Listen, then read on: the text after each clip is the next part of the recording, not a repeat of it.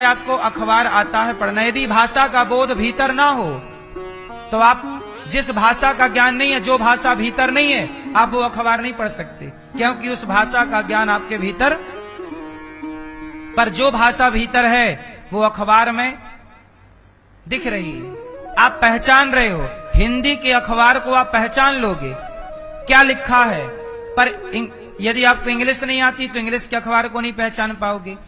आपको तमिल नहीं आती तो तमिल के अखबार में क्या लिखा है आप नहीं पहचान पाओगे, नहीं पढ़ पाओगे।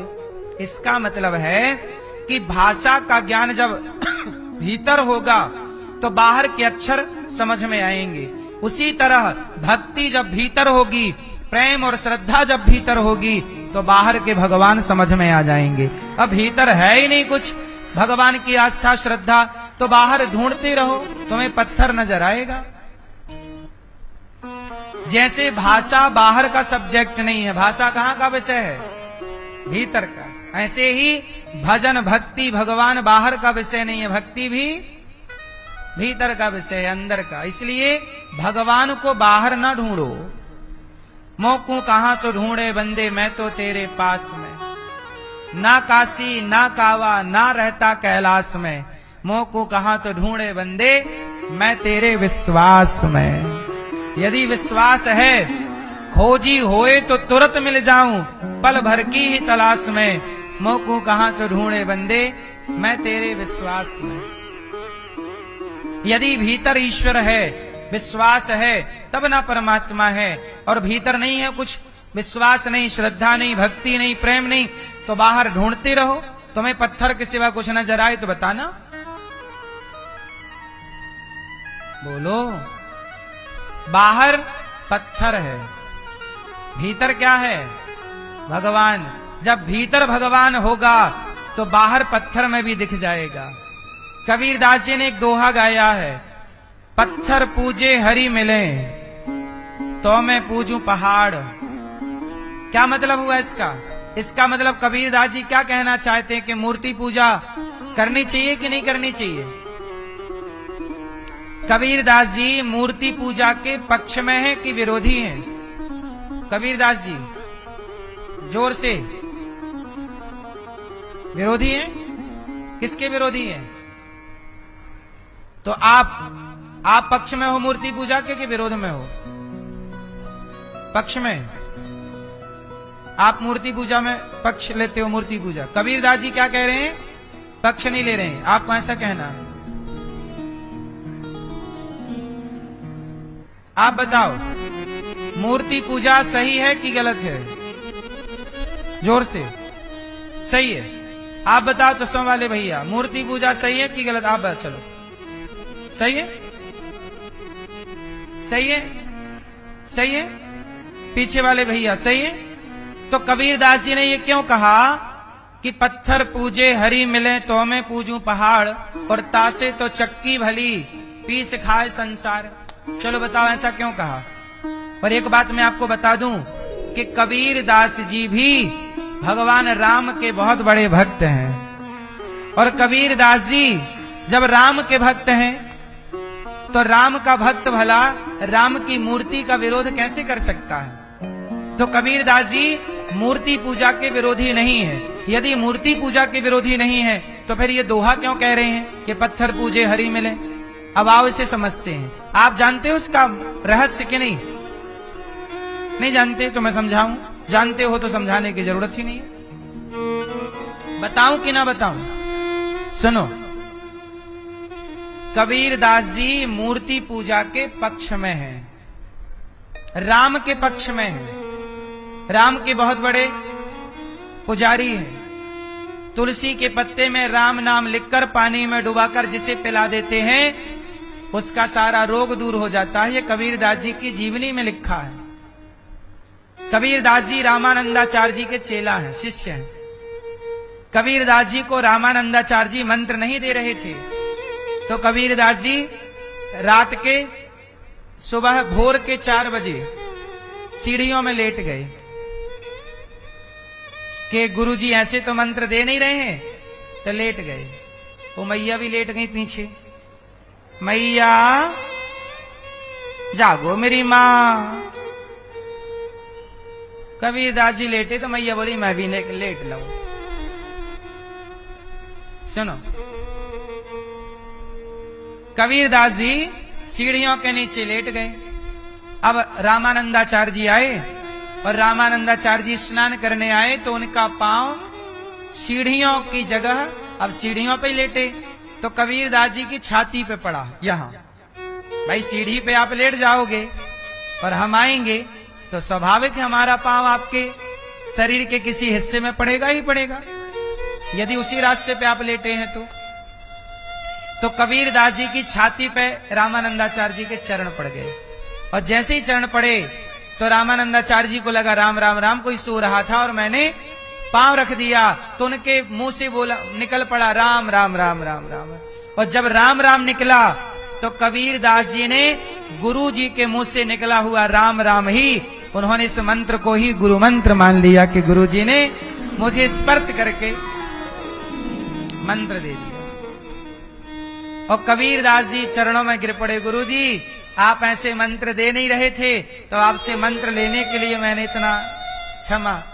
कभी गुरु जी ने कहा तुम यहाँ क्या कर रहे हो? बोले आपके पास आए थे गुरु मंत्र दे दो, आपने कहा कि अभी तुम कच्चे हो पर आप दे नहीं रहे थे तो मैं यहाँ लेट गया। तब कबीरदास जी को गले लगाया और रामानंदाचार्य जी ने कहा कि अब तुम पक गए हो, तुम अब राम नाम का प्रचार करो। और कबीरदास जी राम नाम के बहुत बड़े प्रचारक हैं। अच्छा, अब सवाल ये खड़ा हुआ कि जब इतने बड़े भक्त हैं, इतने बड़े प्रचारक हैं, तो ये उल्टी बात क्यों कह रहे हैं कि पत्थर पूजे हरि मिले? आओ इसका रहस्य बताता हूं आज आपको। एक्चुअली बात ये है कि कबीरदास जी जब थे इस धरती पर, उस समय हमारे देश में मुगलों का शासन था। किसका शासन था? जोर से। उस समय मुगल मंदिर तोड़ रहे थे। औरंगजेब जैसे आक्रांता, हुमायूं जैसे लोग, खिलजी जैसे लोग और तमाम आक्रांता सनातनियों के मंदिर तोड़ रहे थे। कृष्ण जन्मभूमि का मंदिर तोड़ा, अयोध्या में राम मंदिर तोड़ा, काशी में काशी मंदिर तोड़ा भगवान काशी विश्वनाथ जी का, और वहां पे सब जगह मंदिर तोड़े गए। जब मंदिर तोड़े गए तो सारे लोग भाग भाग के संतों के पास गए कि गुरुजी अब तो मंदिर टूट गया, बताइए हम कहां जाएं, क्या करें? तो कबीरदास जी के पास लोग गए कि मंदिर टूट गए, अब क्या करें? तब कबीरदास जी ने उनको समझाया कि पागल, मंदिर टूट गए तो क्या हुआ, हमारी आस्था थोड़ी टूट गई, हमारी आस्था बनाओ रखे रहो। और सुनो, पत्थर पूजे हरि मिले, मंदिर टूट गए तो कोई बात नहीं। अब बताओ विषम परिस्थिति है, जहां मंदिर तोड़े जा रहे हो, आक्रांताओं का आक्रमण चारों तरफ हो, वहां समझाने के लिए आदमी क्या बोलेगा? आस्था बचानी है तो कहना पड़ेगा कि भैया पत्थर पूजने से कोई बात नहीं, पत्थर पूजे हरि मिले तो मैं पूजूं पहाड़, यदि पत्थर पूजने से भगवान मिले तो मैं पहाड़ पूज लूं। इसलिए बेटा तुम्हारे मंदिर भले टूट गए लेकिन मंदिर में जो भगवान बैठे थे उसकी आस्था मत तोड़ना, उसकी आस्था बनाए रखना। भगवान तो भीतर का विषय है। तो ये उस काल खंड में हुई घटना के बाद समझाने के लिए कबीर जी ने ये बात कही थी। इसका मतलब ये नहीं है कि कबीर जी मूर्ति पूजा के विरोधी हैं। अब लोग पूरी बात नहीं जानते तो वो क्या बोलते हैं कि कबीरदास जी तो मूर्ति पूजा के विरोधी। काय के विरोधी है? कबीरदास जी कब हुए इस धरती पे, उस समय की स्थितियां क्या थी? आप सर्च करना कबीरदास जी कब हुए, उस समय भारत की स्थिति क्या थी, उस कालखंड में मंदिर किस तरह तोड़े जा रहे थे, किस तरह हिंदुओं का धर्मांतरण किया जा रहा था, तलवार की नोक पर धर्मांतरण हो रहा था, गांव के गांव हिंदुओं के कत्लेआम हो रहे थे। उस समय केवल भगवान के आश्रित रहकर लोग जैसे तैसे अपनी जान बचा रहे थे। तो उनके मनोबल को बढ़ाने के लिए अर्जुन भाग रहे हैं युद्ध छोड़ के, तो भगवान उन्हें समझा रहे हैं। अर्जुन को जो समझा, अब युद्ध से कोई भाग रहा हो तो उसे क्या समझाया जाएगा? जो समझाया जाएगा वो कृष्ण ने समझाया। और मंदिर टूट रहे थे उस समय जो समझाना चाहिए वो कबीरदास जी ने समझाया। क्योंकि हर परिस्थिति, सबकी अलग अलग परिस्थितियां होती है ना। कोई बात कही जा रही है तो किस परिस्थिति पे कही जा रही है, यह भी तो विचार होगा कि नहीं? बोलो हाँ या ना। किस प्रसंग की वो बात है, किस संदर्भ में वो बात कही गई, किस कालखंड में कही गई, जिस समय वो बात कही गई, क्योंकि समाज में हो रहे बदलाव का हर व्यक्ति पर प्रभाव पड़ता है। पड़ता है कि नहीं? आज समाज में जब पाकिस्तान से युद्ध हुआ, ऑपरेशन सिंदूर चला, तो हम सब बात कर रहे थे पाकिस्तान की और अपनी सेना के बहादुरी की। बोलो, जब हमारे देश में कोरोना आया तो बात सब कोरोना की कर रहे थे। हमारे देश में एक लड़की ने अपने पति को गड्ढे में फेंक दिया, खाई से ढकेल दिया। उस समय पूरे देश में उस लड़की की चर्चा थी कि उसने पति के साथ ऐसा क्यों किया, अपने प्रेमी के लिए। तो एक घटना से पूरा देश प्रभावित हो जाता है। अभी एरोप्लेन क्रैश हुआ, वो सारे यात्री मारे गए अहमदाबाद में। उस समय सबके अंदर दुख था। उस समय जो बात कही जा रही थी वो उन मृत व्यक्तियों के लिए वो परिस्थिति निर्मित होती है, उस समय की बात होती है। एक घटना पूरे देश को प्रभावित करती है, ये बात आप मानते हो कि नहीं? बोलो। अहमदाबाद में जो प्लेन हादसा हुआ उसने पूरे भारत को प्रभावित किया कि नहीं? बोलो। वो लड़की ने अपने पति को मार के खाई में फेंक दिया, इस घटना ने पूरे देश को प्रभावित किया कि नहीं? फिर घटनाएं केवल एक व्यक्ति की नहीं होती, वो सबके मस्तिष्क पर, मन पर प्रभाव डालती है। तो जब आक्रांता पूरे मंदिर तोड़ रहे हैं, राम राम लेने पे प्रतिबंध हो गया, भगवान की कथाओं में प्रतिबंध हो गया, कीर्तन करने में प्रतिबंध हो गया, प्रभात फेरियां निकालने में प्रतिबंध हो गया, उस समय कबीरदास जी ने कहा कि अब मंदिर ना जाओ, अब मन मंदिर में ही राम को खोजो। पत्थर पूजे हरि मिले तो हमें पूजू। उस समय ये समझाना उनका धर्म था, क्योंकि मंदिर तोड़े गए और मुगलों ने बोल दिया कोई मंदिर जाएगा तो सिर काट दिया जाएगा। अब मंदिर आप जा नहीं सकते, तो जो मंदिर जाना छोड़ देगा और तलवार तुम्हारी गर्दन में रखी है कि चलो मुसलमान बनो, उस समय बताओ अपने सनातन को बचाना कितना कठिन है। बोलो। उस समय भी कबीरदास जी जैसे महापुरुषों ने अपनी बातों से, उस समय सोशल मीडिया तो थी नहीं, पर अपनी बातों से, अपने दोहों के द्वारा लोगों को मोटिवेट करते रहे कबीरदास जी। बोले नहीं, पत्थर गया तो गया, मंदिर गए तो गए, आस्था रखो, हम फिर मंदिर बना लेंगे। आस्था होगी तो मंदिर फिर बन जाएगा, और आस्था चली गई तो फिर कहां मंदिर? बोलो हाँ। इसलिए सनातन संस्कृति की विचारधारा को जिंदा रखना है, वो विचारधारा अनमोल है। तो कबीरदास जी बहुत बड़े भक्त हैं, और कबीरदास जी राम के भक्त हैं। कबीरा सब जग निर्धना, क्या बोल रहे हैं कबीर जी?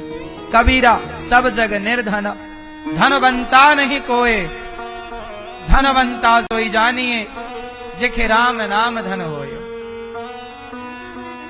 जिसके पास राम नाम की दौलत है वो सबसे बड़ा आदमी है। कबीरदास जी कह रहे हैं सबसे बड़ा है वो, राम नाम की दौलत। ये कबीरदास जी कह रहे हैं, कितने बड़े भक्त हैं। इसलिए आप लोग महापुरुषों के भाव को समझो, वो समय को समझो, है ना? कोई क्या कहता है, लोग पूरी बात नहीं समझते पूरा। कबीरदास जी कहते हैं, पोथी पढ़ पढ़ जग हुआ पंडित भया न कोय, 2.5 अक्षर प्रेम का पढ़े सो पंडित। ये 2.5 अक्षर प्रेम का कहा है? प्रेम। कबीरदास जी बोले मंदिर टूट गए तो टूट जाने दे, कोई बात नहीं, तू प्रेम कर भगवान से। 2.5 अक्षर प्रेम का पढ़े सो पंडित होए। अब तू प्रेम का पाठ पढ़, अपने मन मंदिर में राम को बसा, मन को मंदिर बना और प्रेम कर राम से, यही पंडित है। लोग बोले कि हम भी लड़ेंगे, कबीरदास जी बोले ठीक है लड़ो, पर सुनो साधु ऐसा चाहिए जैसे सूप स्वभाव, पर सार सार को गही लहे थोथा दे उड़ाए। सुनो वो तुम्हें मंदिर तोड़ रहे हैं तो तुम भी क्या उनकी मस्जिदें तोड़ दोगे? नहीं, उन्होंने मंदिर तोड़े हैं पर हम मस्जिद नहीं तोड़ेंगे, क्योंकि उन्होंने यदि गलती की है तो हम भी वही गलती क्यों दोहराएं। इसलिए कबीरदास जी ने ये दोहा लिखा कि साधु ऐसा चाहिए जैसे सूप स्वभाव, सार सार को गही लहे थोथा दे उड़ाए। सार सार को ग्रहण करो जो अच्छी बातें हैं। अभी समय विपरीत है, शांत होके बैठो। और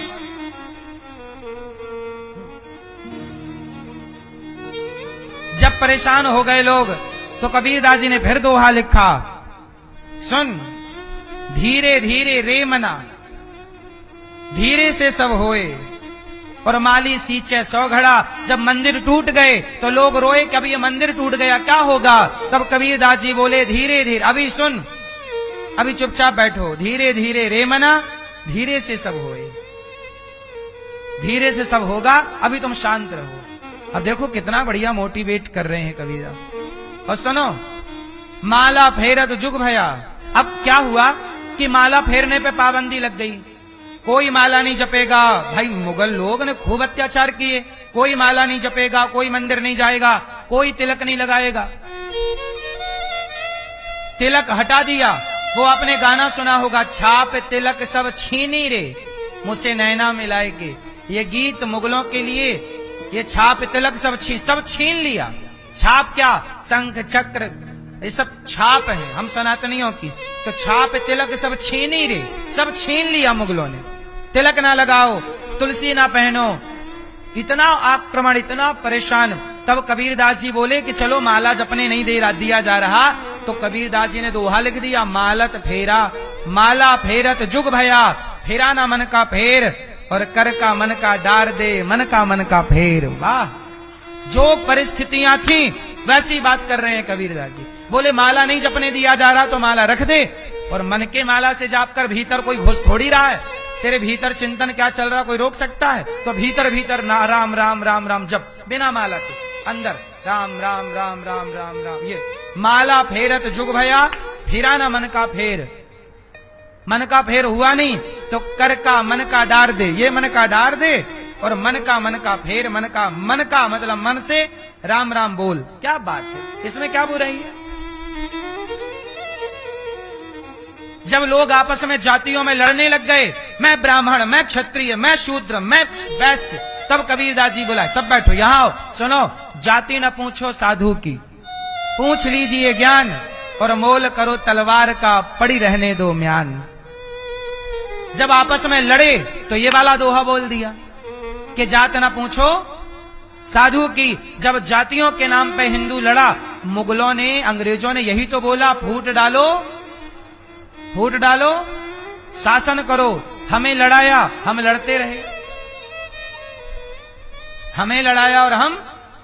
तो कबीरदास जी बोले जात न पूछो साधु की। अब यहां ये बात क्या कह रही है कि हम सनातनियों को संगठित, बोलो हाँ, यहां कबीरदास जी संगठित कर रहे हैं कि सनातनियों जात ना पूछो, जात ना पूछो। अब किसकी जात क्या, तुम सनातनी संगठित हो जाओगे तो मुगलों को भगाओगे, अंग्रेजों को भगाओगे, और नहीं होगे तो मरोगे। और सुनो कबीरदास जी फिर कह रहे हैं, जिन खोजा तिन पाइया, गहरे पानी पैठ, मैं बपुरा बूढ़न डरा, रहा किनारे बैठ। जिन खोदा तिन पाइया, परमात्मा को पाना है तो जैसे कुआं खोदने से ही पानी मिलता है, बिना खोदे पानी नहीं मिलता। तो बिना खोदे पानी नहीं मिलता तो बिना प्रेम की गहराई में उतरे भगवान नहीं मिलता। इसलिए प्रेम की गहराई में।